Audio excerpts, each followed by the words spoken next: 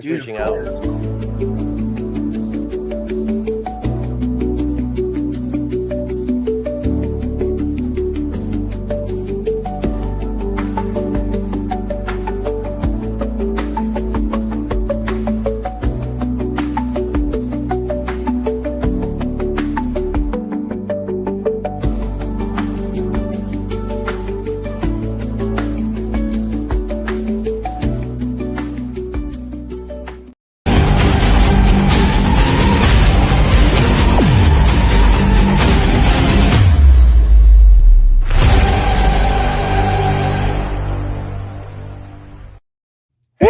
What an intro. Yeah. We pull out all the shots on Monday night, baby. Oh, what a journey. Right on. What a journey. What is happening, guys? What's up, man? This is awesome. What is up, Illumineers? Everybody out there, we're happy. If you're joining us for the first time or the 10th time, however many times we've been doing this, we are the Glimmers of the Galaxy. We're minus one of our Glimmers today.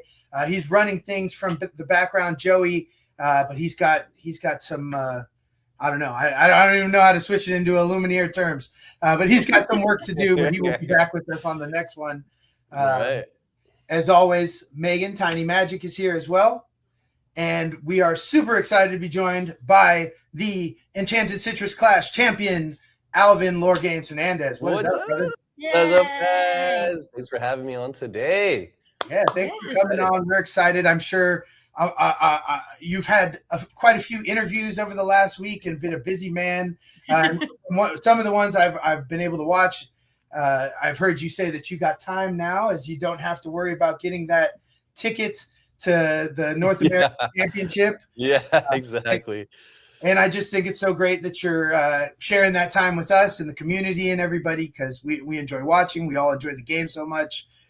So excited to get insights from you and just vibe, because that's my one word when I'm watching your channel is vibes. Just vibe out. Let's go. Love it, man. Awesome. Love the energy. Love the vibes. Yeah, I'm glad to be here. You know, this is really exciting. It's Monday, so it's like it's starting off. I just had two right before this. So literally just got off of one, so it's like perfect too, because it's all like in my brain. I still remember everything. Yeah. Oh my God, I love the hat. Yes. Oh yeah, shout out Citrus Clash. Enchanted awesome. Citrus Clash. Fire Hooked it up merch. with this hat. Yeah. They hooked it up with the hat. Yeah. Oh my God. The event was incredible. Everyone that organized it, it was one of the best events I've ever been to. So please, Citrus Clash, have another one. Please, please, please have another one. Yes. Bring it back. Bring it back to SoCal. Please bring it back. We got my first experience with the big Lorcana event was the Glimmer Games up here in March, and we had an awesome time at that. I know got to see some of the organizers from Enchanted Citrus Clash there. And I had to make the decision between showing up to Disneyland for the Lorcana drop or Enchanted Citrus Clash. I chose Disneyland. I'm not upset with my decision, but I do wish I was at that. That's a guaranteed win. You know, Disney one's a guaranteed win. We got there early. We got to meet some of the community, which was really cool. And we got what we came for. So that was awesome as well. Awesome. Are you in San Francisco? Are you in San Francisco? I did live in San Francisco. Joey and I are currently located in the Sacramento area. Or actually, all three of us. What am I talking about? We're all in the Sacramento area. Oh, in Sacramento. Yeah, that's right. Yeah. You guys have the, what is it? Glimmer Games? Yeah. Glimmer Games was the one we went to. Glimmer Games, yeah. And we're hoping to run that back again next year as well, I believe. Yeah. So sweet. Yeah. I want to go one of these days. I definitely want to go up there. I get to meet you guys in person. Oh, indeed. Yeah. Well, we're all going to be at the North American Championship, where you will be competing for sure. I'll see you guys there. Yeah, nice. Okay, we're gonna have to say what's up to each other. We're gonna have to see each other and say hi in person. It's a plan for sure. We'll be down there early. I'm hoping anybody who is able and in the area that Thursday before. I know Rebecca Quest and a lot of other creators are working on Quest in the Park. For Lorcana Lumineers to meet at Disneyland, so that's going to be a fun time. Oh, nice, yeah. But yeah, we'll be around all weekend. Can't wait. I'm hunting a down in New Orleans promo. Not the top 128, obviously, but the one I can get on the prize wall. Just a big fan of the art, and I don't foresee myself becoming one of the top 128 players in the world, I guess, between the European and the North American. Because right, it's top 64. Never know. Right? Top 64, yes. So you're going to DLC Indy? No. We're going to the North American. Straight to North American. Yeah. So we're just going LCQs. We're here for the vibes. Oh, attendees. For the side events. Here to watch people like you, bring home championships. So yeah, let's go. Let's bring home that championship. And speaking of, you already mentioned Enchanted Citrus Clash and what a great time it was. But I guess just well, before anything, I wanted, asking questions I want to know myself, and hopefully some of our viewers as well. Let us know a little bit about your TCG background. What were you doing before you got into Lorcana? When did you get into Lorcana? And yes, we'll go into the tournament. All right, let me share my experience with trading card games. So I started with Yu-Gi-Oh when I was living in Mexico, 13 years old. It first came out. There wasn't a big supply there, so I would play with my friends just locally, just for fun. Then I came back here, no more Yu-Gi-Oh, no more trading card games until like 5 years ago. My best friend said, "Oh, by the way, did you ever play Yu-Gi-Oh back in the day?" I was like, "Yeah, I did." And he said, I have all the cards. You want to play? I'm like, "Sure, let's do it." So we would this is so bro. I would go visit his house. We'd work out in the backyard because he had a bunch of weights, and we would go inside, play cards for like a couple hours, and that was like our twice a week thing, just for fun.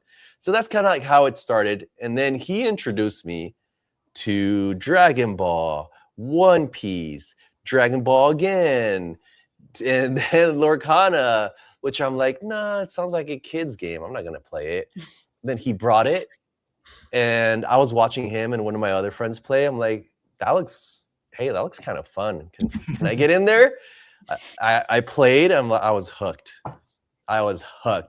It's fun. I loved the gameplay. The characters, I thought the characters were so cool. And there was such low supply. I wanted the cards. I wanted what I couldn't have.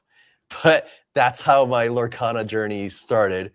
And then maybe a few months in, after Pixelborn got taken down, right? Nobody was posting games. Nobody was posting anything.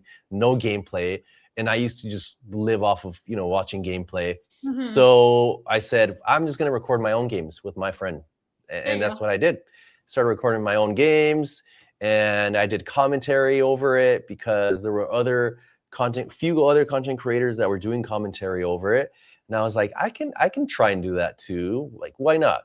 And yeah, I that's how I started. And it wasn't the best to start, but no one ever is.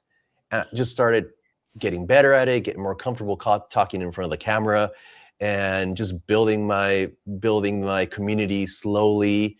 And then it started really, really, really picking up. And I was like, this is awesome. Like, people really enjoy what I'm posting, like what I'm putting out there. So I just kept it going. Miss Gainz, my wife, helped me tremendously build the channel. She was with me like every single day, helping me build, and until now we're like, I don't know, somewhere around 11,000. So we've really built up the community. A lot of awesome, amazing people that I get to hang out with during my live streams and just chit chat. It's like hanging out with your friends and playing Lorcana. Yeah. So yeah, it's amazing. It's we've definitely come a long way, and I'm very proud of how far I've come. And I got to give it to the community out there, just because of them, I keep doing it. Right.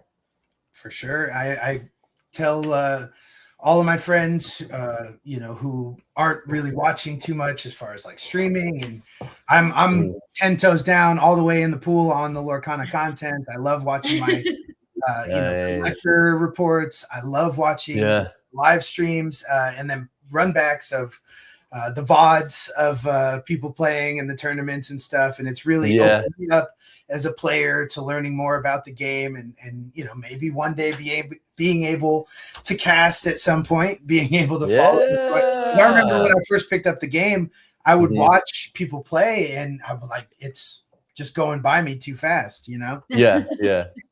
And now it's just gotten a lot more. I love watching your channel. I had mentioned to you when messaging.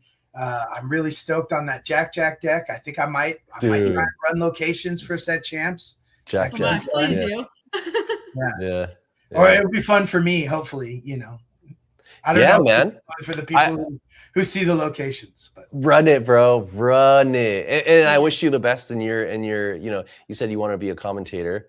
Yeah. Right? Well, I mean, it'd be fun. That'd be amazing. I like to do, and it's a fun place in this community. Like I said, being down at Disneyland and getting to meet a lot of the people I follow on Instagram or YouTube and stuff.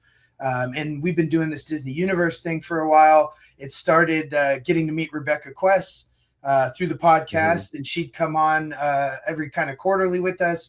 And then we started having other guests. We met Tiny Magic here at a couple set champs and pre-releases. And we're like, your vibe's super cool. We're all really stoked on this game. We feel a little bit more about it than we do.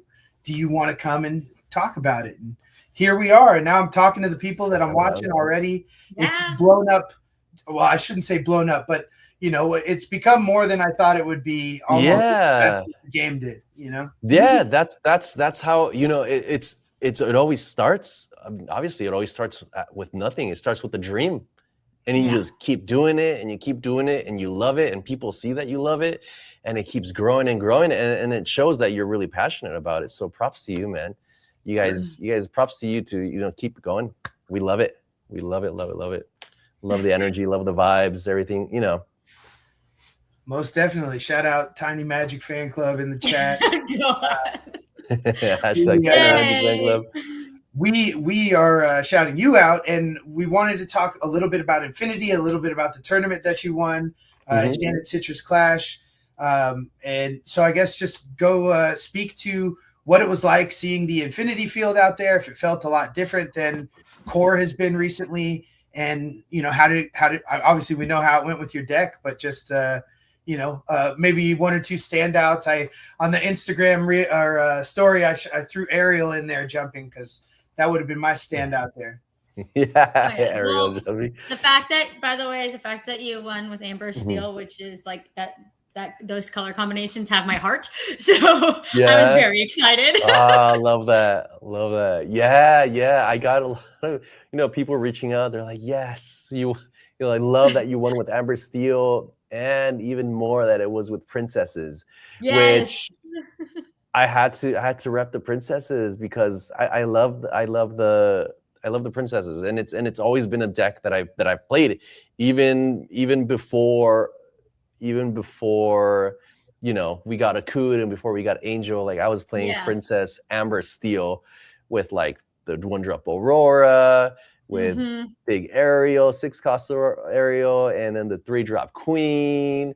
It's always been a really fun, thematic deck for me. So I decided to add a splash of the princesses to one of the best color combos, Amber Steel songs. Decided to add the Auroras, the Namari, of course, the Big Cindy, and everything just, meshed perfectly. And the deck was incredible, and the meta was all dogs, and it's still all dogs. And my deck made Which is crazy. 3.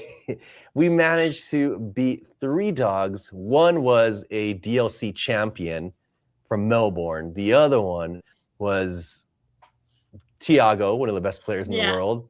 The other one was also a great player that had a really good run in day one. So we got through some of the most challenging Amber Emerald players, and we made it. We made it all the way to first place, and the event was organized just perfectly. Like, shout out to them for organizing this amazing event. Like I said, please bring it back.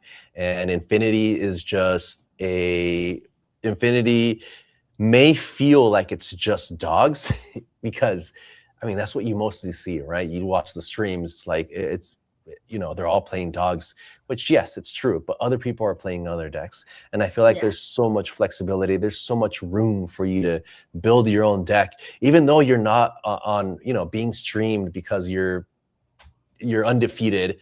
Like, doesn't matter. Take the deck that you enjoy playing. It's a throwback, right? Like, how often do we get to play Infinity? Take something you love. And even though Amber Steel is a very, very strong color combo, I wanted to take cards that I liked. I wanted to take cards that I enjoyed. And that's something that I started doing. I've always played like spicy stuff, right? That's like kind of what I'm known for. Like playing spicy decks, playing fun decks. Like last DLC Richmond, I took Amber Steel, but this was before Akud. This was before Angel, before Steel Angel, before Amber Angel. So it wasn't as good as it is now, but I still took it because I enjoyed the deck. So that's definitely something that I've come to, I've come to peace with, taking something I enjoy, maybe adding my spice and not really worrying too much about the little details. Like, I don't want to be cookie cutter and take a specific deck list and take it to a tournament. I always like to add my own flair, my own spice. That's how I am too. I don't like, I love everyone's creativity, but like, I always feel there's certain cards that I'm like, this has to be in my deck. This is very much a me card, and it needs to be in my deck. Yeah. I love that. Yeah, right? Like, it just feels like it feels like you're adding a part of yourself to the deck. Yes. Which makes it special. Yeah. Oh yeah, that's me over here trying to make Boost Whisper Little John happen for sure. Yeah. Boost Whisper Little John. Yeah. Okay. Man. Re-ready and do it again. Yeah. Dude, I feel what you're saying, making it your own. I don't know if you guys can see the chat. Joe is in the back and not here, but he is there in the chat. So I don't know if you can show it to the screen, but he wanted to ask you a question. Once you found out you had the pass down for a North American Championship, did that change your strategy going into the final match? It did not change my strategy, but it did shift my mindset a little bit. So every round, of course, is important. Every single round is important because you want to keep winning.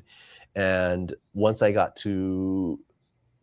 saw Donald won his match, which he's qualified for nationals because he won Las Vegas CCQ.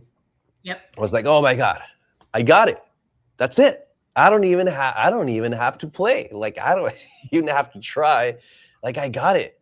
But of course I wasn't gonna not try, right?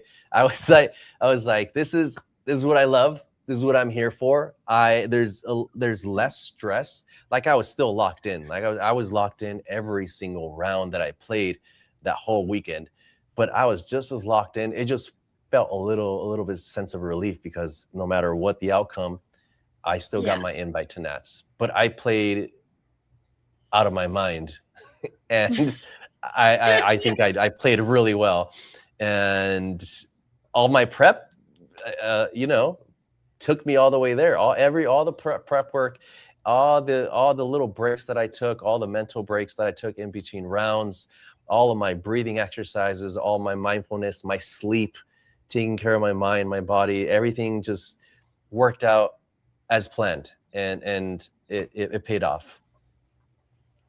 That's awesome. Yeah, a little loosey-goosey, And I had said in the past, I wasn't really I hadn't understood why people would take IDs, and now I understand why people take the IDs much better. But at least for me, who's generally running, I think Glimmer games, I went 1-6 or 1-7. I can't remember how many rounds there were. Yeah, but I'm just happy to be out playing Lorcana in a tournament. I want to play every match I can.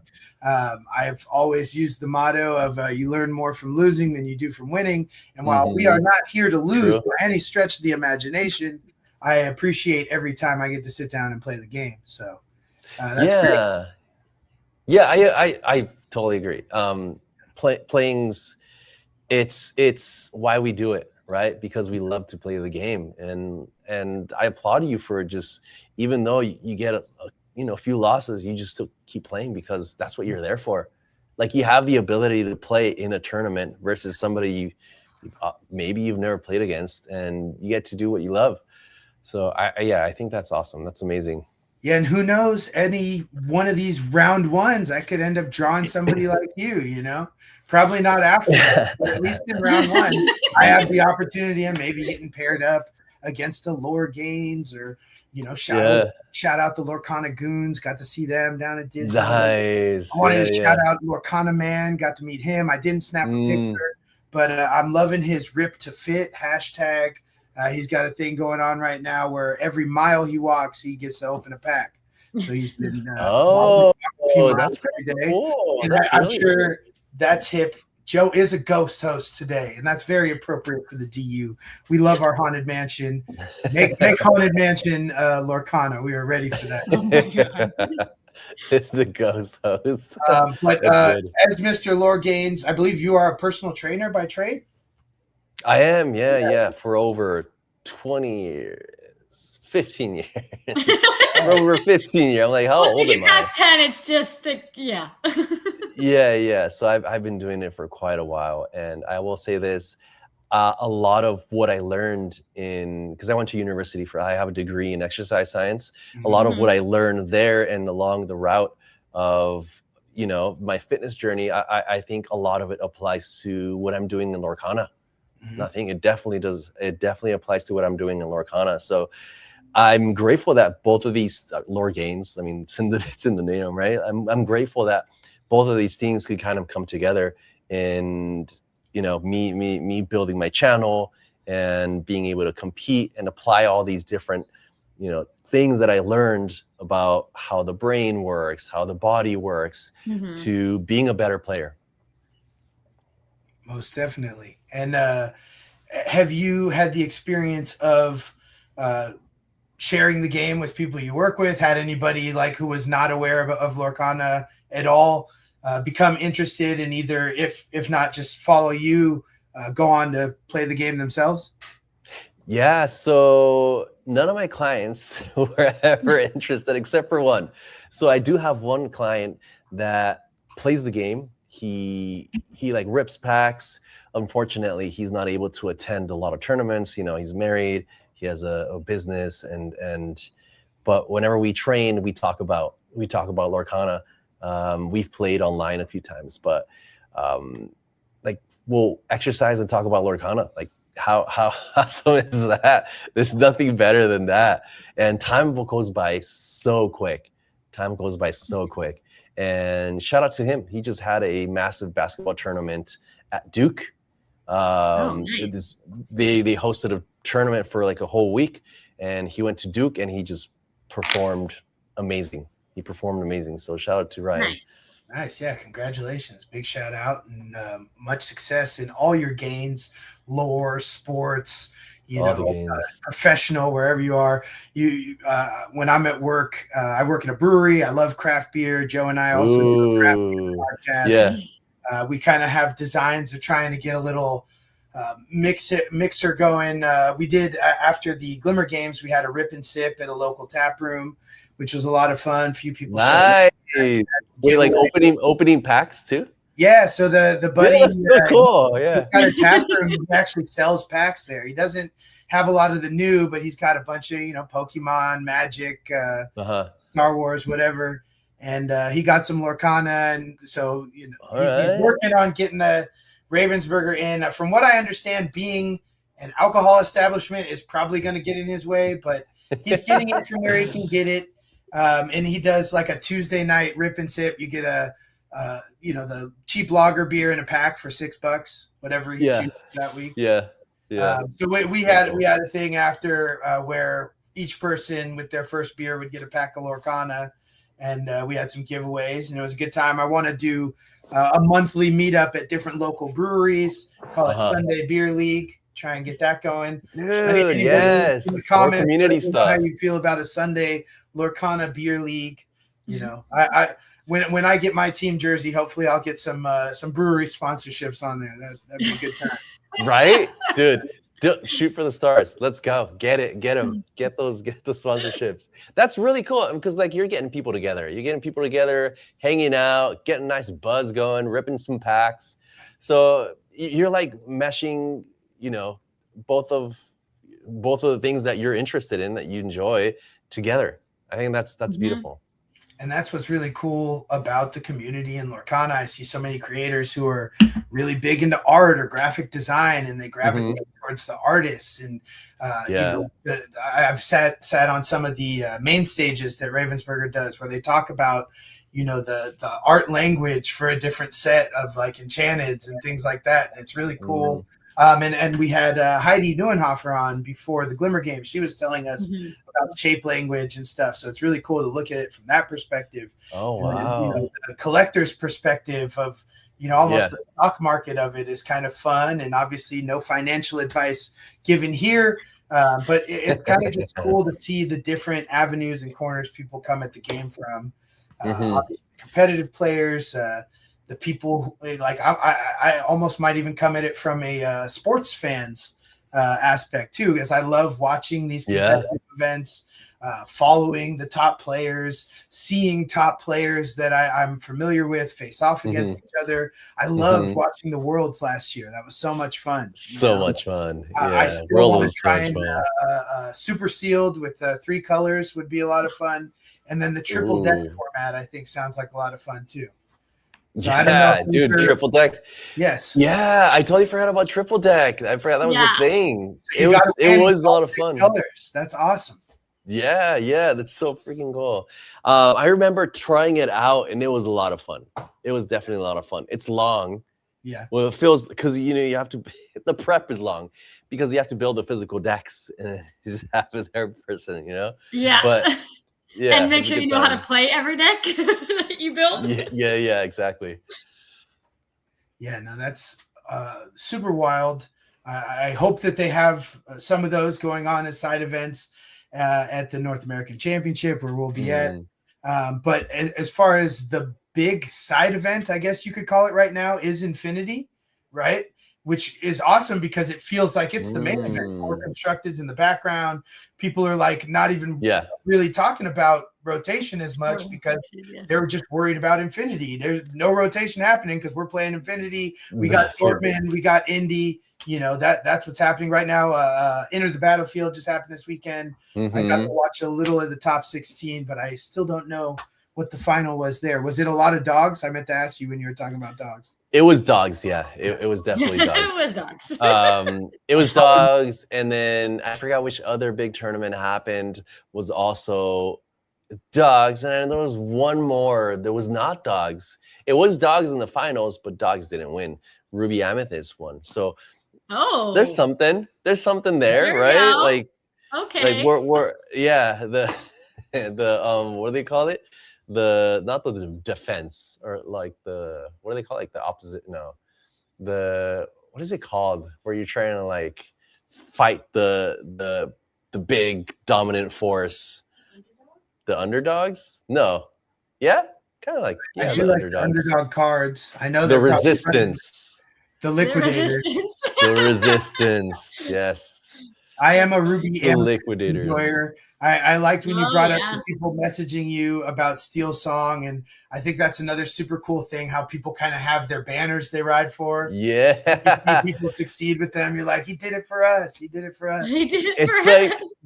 Isn't it like 50-50 splits, like Amber Steel and Ruby Amethyst? Because those are the OG big, big 2 decks, right? Back in the day, it was like either Ruby Amethyst or Amber Steel. Like which side are you on? And I never hopped over to Ruby Amethyst ever because my best friend was on Ruby Amethyst. I was on Amber Steels, and we never crossed. I never touched the bounce package until like maybe a year ago. Right? Wow.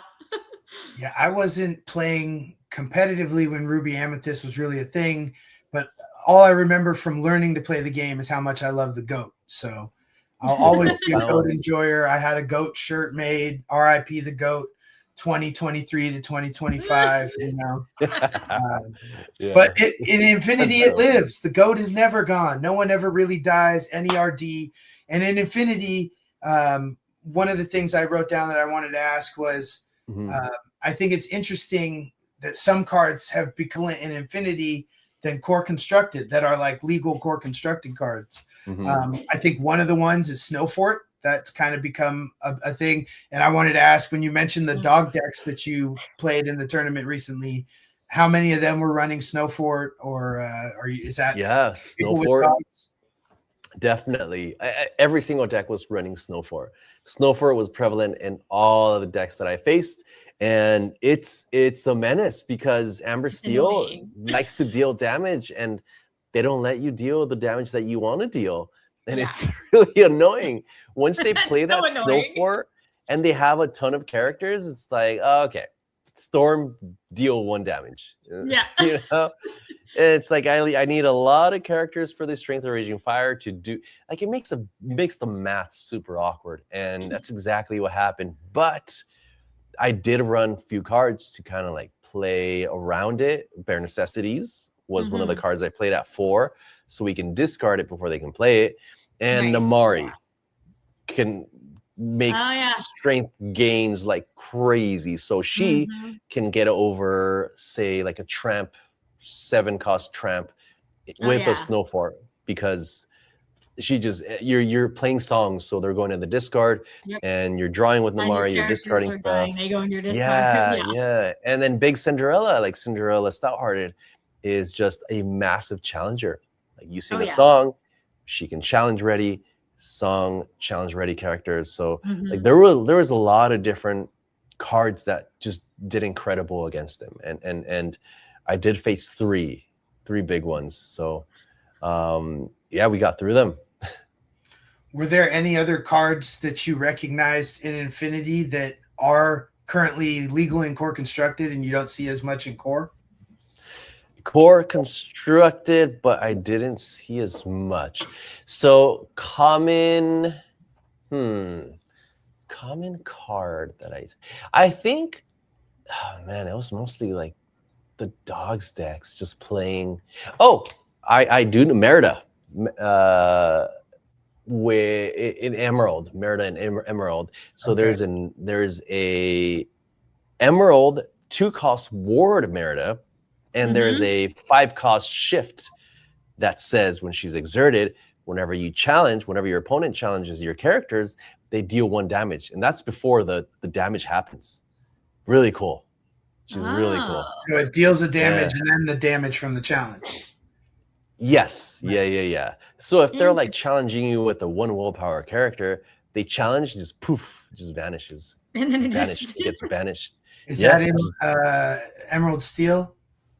It was an Emerald Amber. Okay. Yeah, because the Merida's a 2-cost. So the Merida's a 2-cost, and she's ward. So she's 2/3 ward, and her shift's on 3. Yeah. I was like, uh-oh, should I be worried?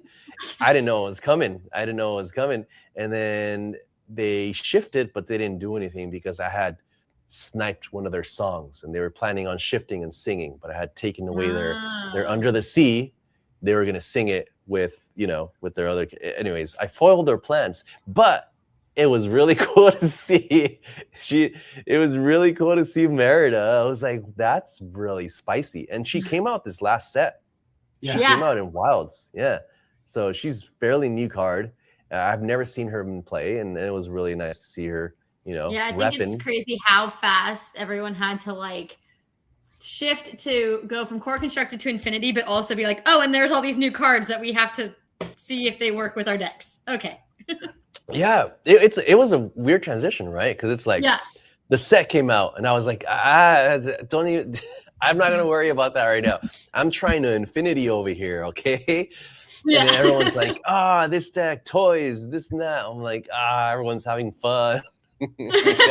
Playing with all the new stuff. Yeah. And that's I think you didn't see it much, but you did see a few decks.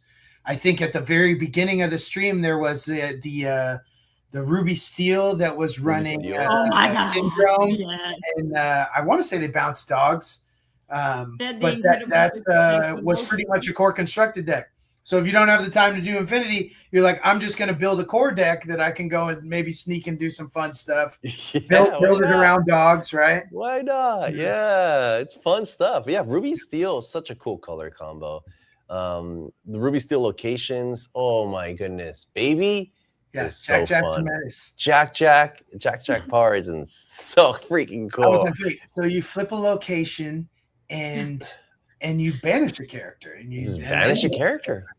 A question I had about that card, which I just thought about when I was playing with it, is if you have 2 of them out, do you have to flip 2 cards, or is it the same effect for 1 flip? 2 cards, because it goes to the discard. Okay. Yeah. Okay, and then that helps all the cards right there too. Exactly. Yeah. So because we play Hercules, right? You know, the 2-cost Hercules. So you get and the big guy. Oh, I forgot his name. Ferguson. Yeah, because we play Ferguson and we play the Hercules. Like Ferguson gets the locations back from the discard. Right. Like whenever he exerts, he can play a location from the discard or your hand, but discard is better, right? Because you don't want to use your hand. You play it from the discard. So cool. And then the Hercules says you can play him, discard your whole hand, and then grab a card from your discard. So you're like emptying out your hand. You're left with the Hercules. You play the Hercules. You get back your dock from the discard. And then you just play him again. Watching the docks come back. Cool, man. So cool. So cool.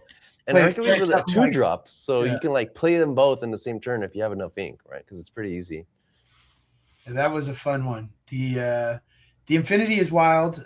The core is wild. I'm looking forward to building a deck for set champs.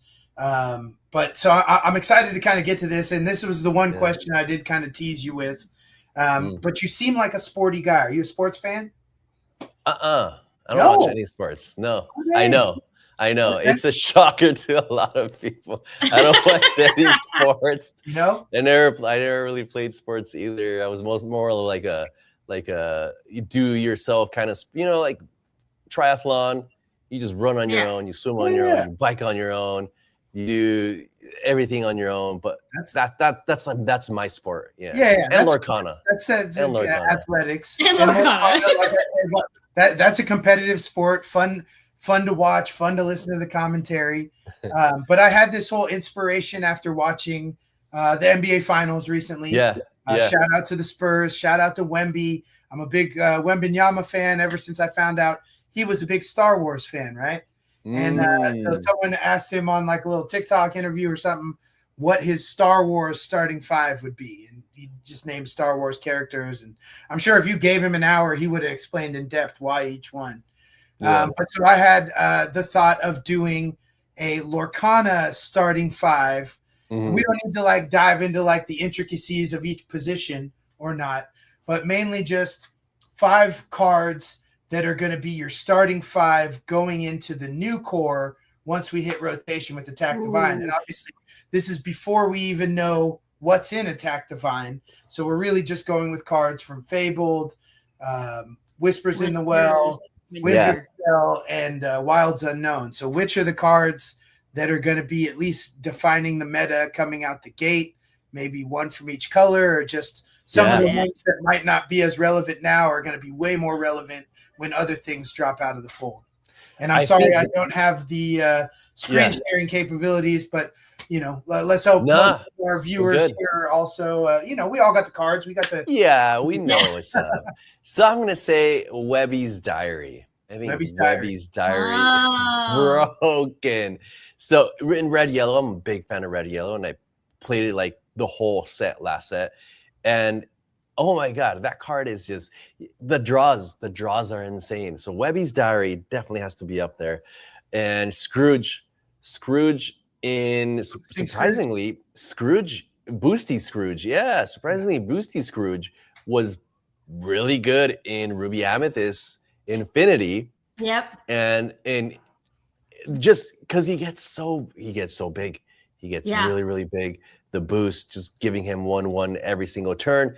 And if you have Webby's Diary, of course, you can draw cards. So I think because we are going into less ramp. Like there's going to be no more Sail, no more Tipo. There's not going to be any more Elsas. I think characters that like to stick on the board and do their thing are going to be like Jack Parr, sticks on the board, does his thing. Like every turn, he's gonna something's gonna pop off.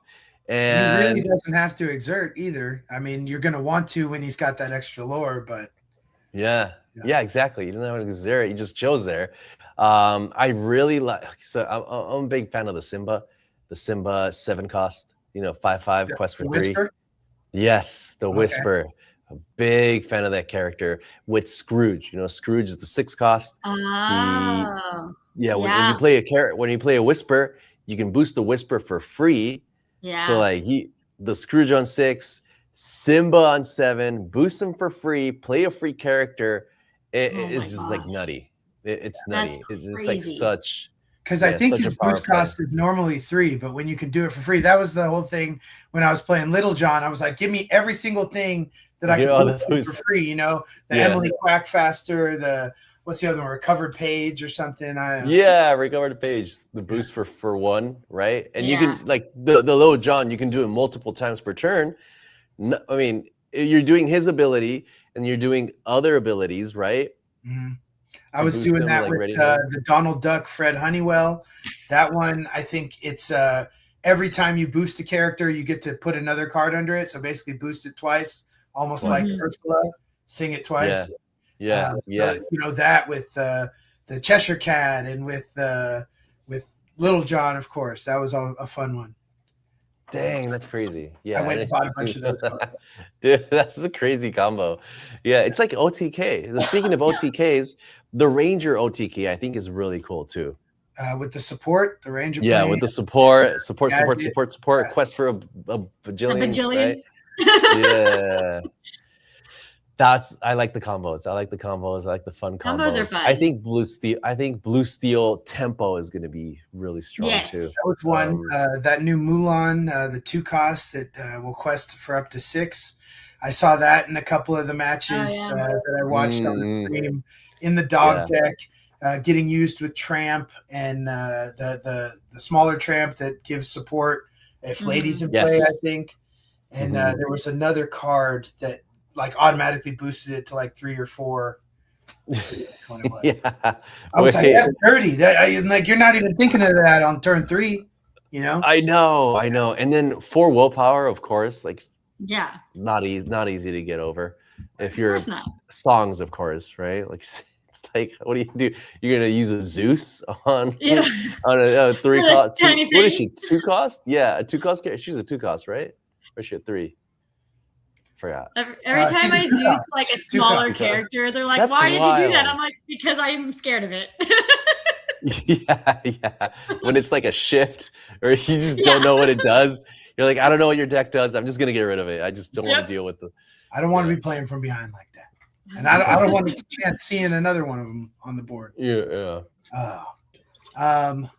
Well, I didn't have too many other questions. Do you? I mean, I guess everyone's talking bans and this, and now we have rotation coming up. I don't think anyone's tripping about it. Do you think Tramp needs to be banned? Do you think dogs need to be neutralized? Are dogs going to get neutralized with rotation at all? Yes, they will get neutralized a bit because the big ones go away. I don't want to talk about the league, but it looked like there's something in green and yellow that I don't know. There's definitely a lot there. But I don't have images, so I can't show it. Yeah, so I think when the meta is just overwhelmed with a specific color combo, and there's usually like 1 or 2 cards that make that color combo that overpowering, I think that just makes the player experience bad. For some people don't care. Some people are just like, I don't care. Like I'm just gonna keep doing my own thing. And some people are like, I just play the deck instead. I just play the best deck, and I'm chilling. And then some are like, I don't want to play that deck. Like I want to play other decks, but also like it's just hard. It's hard to compete with that deck because it's so strong, it's so powerful. It just has these crazy cards like Tramp and Snow 4. It just makes it a not fun experience. So I get it. I totally get the different points of view. I personally am on team ban the Tramp. Big one, yeah. I just want to enjoy more diversity, right? I just want to enjoy more diversity. Yeah, the big Tramp. I wouldn't mind if that happened. I really doubt it, especially because, you know, he's somewhat new, and like Snow 4 just came in, so that's definitely not getting banned. And I mean, it happened with Harem. It could still happen.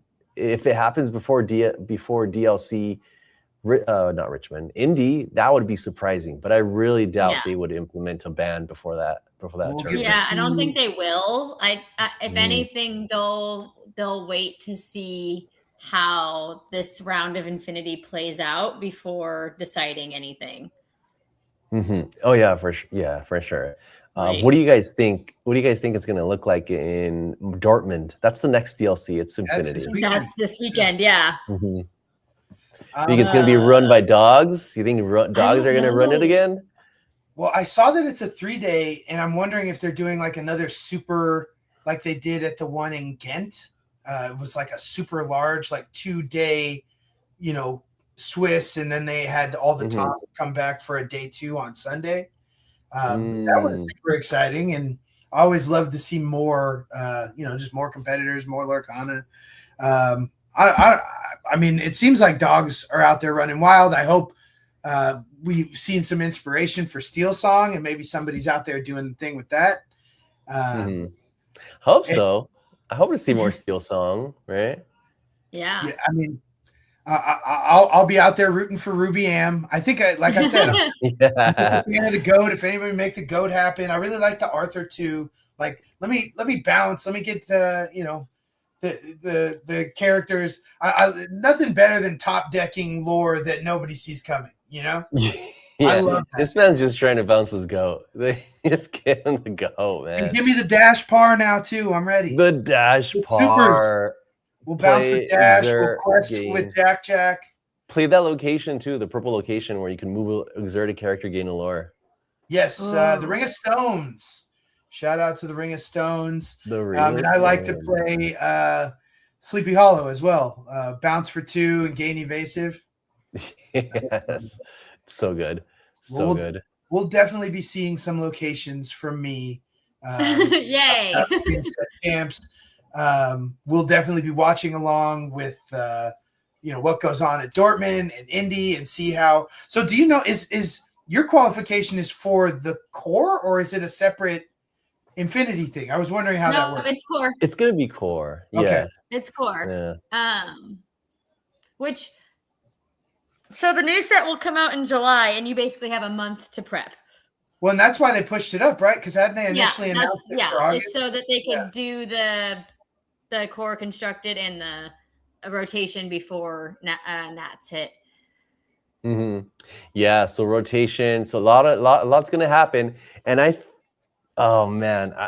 think dogs is still gonna be good, but red yellow is gonna be really, really good. Red yellow boost is gonna be so strong, and I can see it just being, you know, up there with the big ones, with the big decks. That's cool. What I played at Glimmer games. 1 and 6. Let's go.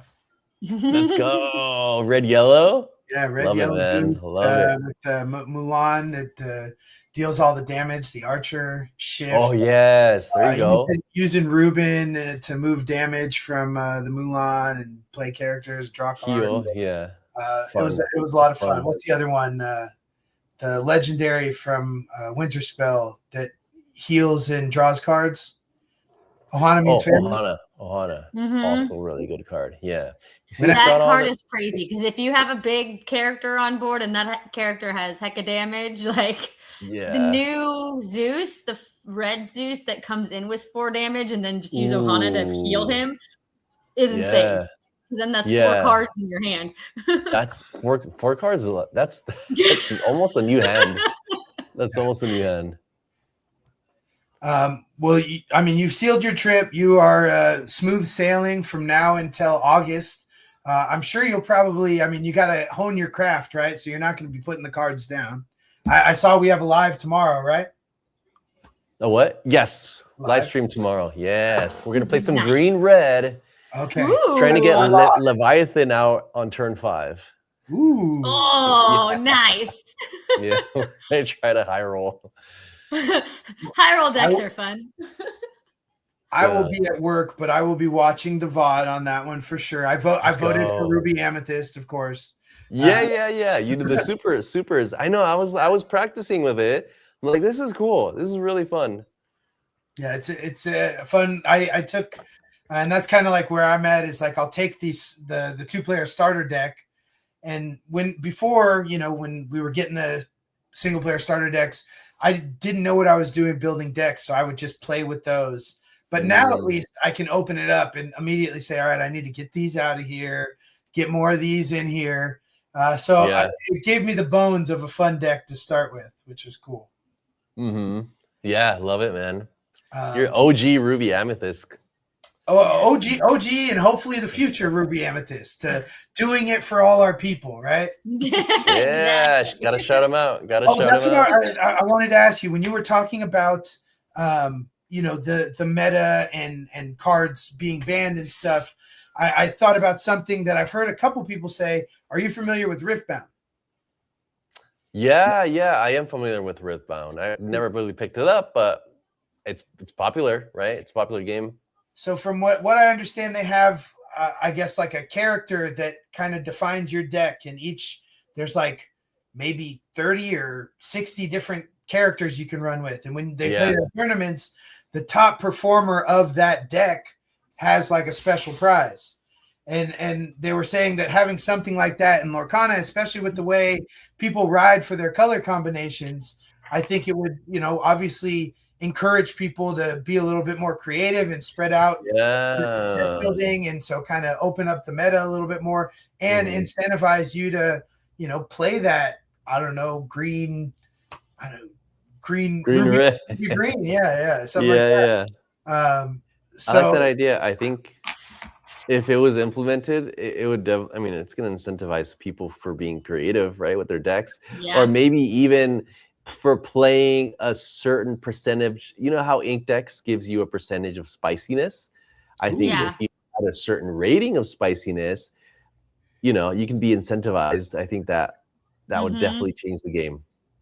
That's cool. I like that. And I like that at least to whatever degree they're able to, especially with how far off they're planning this game. They seem to be listening. So, let's hope things like that can come. I think that would be a cool addition to the DLCs, specifically because they could support for a field that big. And, because, it's just like a gold medal for the class, and then, maybe a side tournament with those people on day 2 or something. If they didn't, like maybe the top qualified person who didn't qualify for Top Cut goes into this, like, single elimination field of 64, like March Madness. Yeah, that'd be sick. Yeah, I got ideas. I like the ideas, man. Ravensburger, are you listening? Yeah, Ravensburger, come through for sure. Before we get out of here, I wanted to make sure to observe enough time for you to shout out anything you got going on, because I know I watched your post Enchanted Citrus Clash and talking about things you have going on with I don't know if it's like Metafy or just like deck guides, but please share with people what is going on in the world of Lord Gainz. Thank you. So yes, besides me streaming every week, I do have a guide for the deck that I played and won with at my CCQ San Diego, my Amber Steel Princess. It's a guide for members only. So if you're a member, you get to see the guide, you get to see some of my gameplay, and you get all future like members only content that I create, because I do members only live streams. I do content for my members only. There's members only chat rooms as well. So it's really cool feature. If you see value in that, check it out. A lot of people have joined and they love it so far. But if you're not into that, there's also a bunch of content that I make public. So yeah, there's options. So hopefully that that's something that you guys are looking for. And I do want to give a big shout out to Miss Gainz, my wife, for all the support. My team, ENC, Emperor's New Crew, we're all based out of LA. And of course, Citrus Clash. Thank you for that amazing tournament. Bring it back. Bring it back. Yes. Yeah. And thanks to you too as well. And Joey, the ghost host, for having me on and being so welcoming and just bringing the best vibes possible. Most definitely. You know, like I said, I felt the love when I was down in SoCal with the community. I always feel the love in the community up here in Sacramento. And I'm having FOMO every time I'm watching these big tournaments. I had such a blast at the Glimmer games. I hope that we keep running these back, these kind of local things. You brought up, you know, your trainee who also plays Lorcana and can't get to the big ones. You know, having these locals is cool for people like that. I seen on a lot of these local streams, the person who won Glimmer games was a local from Lodi, you know, and had gotten out of the game. One of the guys up at Enter the Battlefield was talking about how he, you know, had to thank his wife because, you know, he just was able to get out for day one, and he went home and he's like, hey, baby, I made day two. Is it cool if I go back? And, you know, just the love from the families. Awesome. You know, letting us get out to do what we love, and obviously the love from the local communities, being able to put on these awesome events for those of us who weren't able to get across the country and feel the full DLC love. But the Glimmers of the Galaxy will be feeling the DLC love at the North American Championships. We can't wait to root on Alvin Lord Gainz there and meet in person. Best believe we're going to be coming in. Yeah. For yeah. Definitely. Awesome. Love it. Looking forward to it. Well, cheers. We'll keep up the good vibes. Looking forward to watching your stream. Everybody, all that information is on his YouTube channel. So make sure you're following Alvin Lord Gainz Hernandez on YouTube. Check out the VODs. Check out the live streams. Go, you know, follow him so you can vote for what deck he's playing, you know, next and stuff like that. And check out the membership so you can find out about how you too can potentially be a Steel Song champion in Disney. Right awesome. Under his banner. Love it. Love it. Thank you. Thank you all so much. Appreciate it. This was fun. This is a really real pleasure. Cheers, everybody. We'll see you next month. Thank you for joining us. And yeah, as always, you know, keep questing, happy questing, quest for 2, quest for 4. Don't quest if you don't want to because you want to see what the other people's doing. Clearly, I haven't figured out the sign off yet, right? But having fun, enjoying Disney Lorcana. See you guys. Bye.